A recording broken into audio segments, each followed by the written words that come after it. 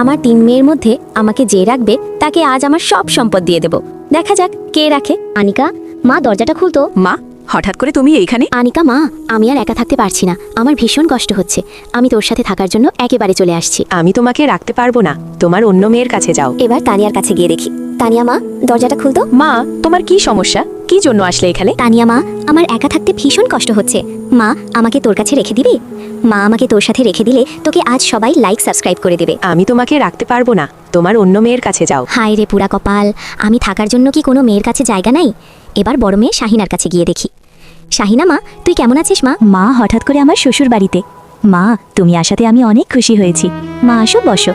তুমি এসে অনেক ভালো কাজ করেছো মা। শাহিনা মা, আমি তোমার কাছে একেবারে চলে আসছি।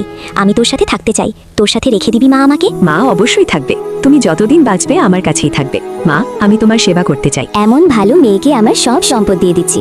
আর আপনারা আমার মেয়ের মতো মাকে ভালোবেসে থাকলে চ্যানেলটি লাইক সাবস্ক্রাইব করে দেবেন।